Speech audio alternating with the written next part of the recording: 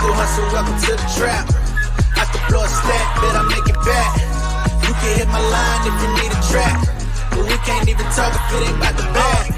Y'all, it's the kid J Nolan here. Y'all are not gonna believe how many times I tried to shoot this video. I think I tried maybe 6 or 7 times already. My hardware is just not really working with me today, man. The whole purpose of me doing this video was to talk about Sony being ordered to pay $160 million due to an incident that happened at a Cousin Stizz concert in 2017. Now, the big question is, who the hell is Cousin Stizz? A lot of y'all probably don't know who this guy is, but he's an artist. He's a rapper from Dorchester, Massachusetts. He's been out since around 2014. He actually released an album earlier this year, so show him some love, man. Listen to his music. He actually had nothing to do with the incident, but let's get into it. So back in November of 2017, Cousin Stizz had a show out in Atlanta, which is where I'm at. The show was booked at an event venue called the Masquerade, which is a popular venue out here. Between performances, Cousin Stizz was backstage just waiting on his opportunity to come out and rock for his fans.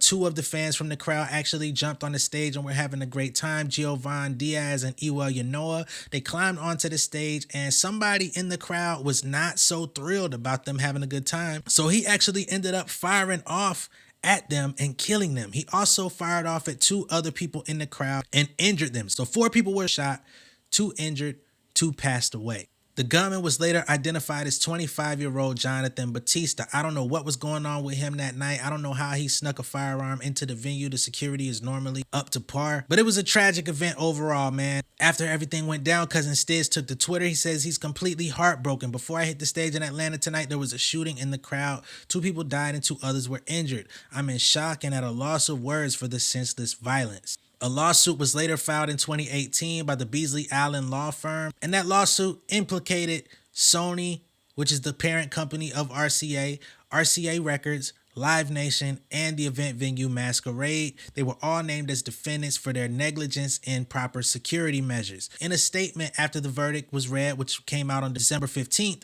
Beasley Allen says, "Obviously, these types of cases do not come around often. There was a mass shooting in a crowded concert. There were multiple deaths, and Gio and Wells suffered significantly before losing their fight for life, as eyewitnesses outlined." People had to witness this at a concert. The trial was incredibly emotional because of what these families and the world lost. Allen continues, "One of these men had even been told he would be a father just a few hours before this shooting happened. Combine that with the fact that the concert endangered everyone and this defendant refused to participate in the legal process, and you get the type of verdict we saw here." Now, this isn't the first, the second, the third, or the last time that Live Nation has or will be implicated in these types of incidents. We all know what happened with the Travis Scott Astroworld concert. We don't even got to talk about it, but it's looking a little bit mysterious out here, man. Now, the $160 million that they're ordered to pay is going to be distributed to the families of the victims.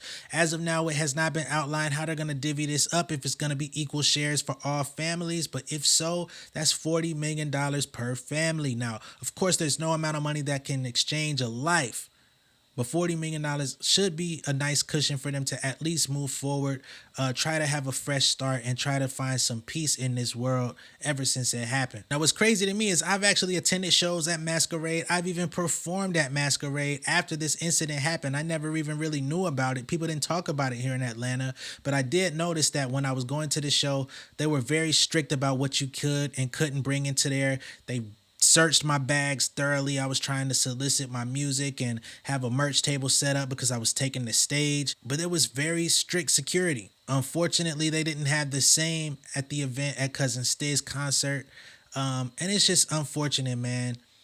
Everybody lost, you know what I mean? The 2 people lost their lives. The guy who shot them lost his life. He's going to be probably spending life in jail. 2 other people were injured. It was a crowd of hundreds of people who had to witness it, probably had never witnessed a murder ever in their lives, and this is what they get going to try to enjoy themselves at a show. I'm sure it was traumatic for Cousin Stizz. I mean, you're just an artist going out there to perform for a crowd of fans. It's not like he was inciting any type of violence or riot, you know, a la Travis Scott. Like I said, nobody won, but at the end of the day, $160 million, Sony definitely lost.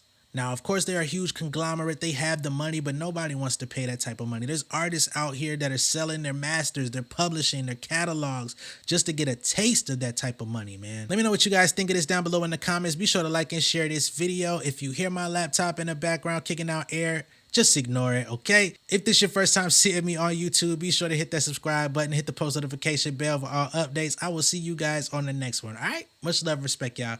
Peace.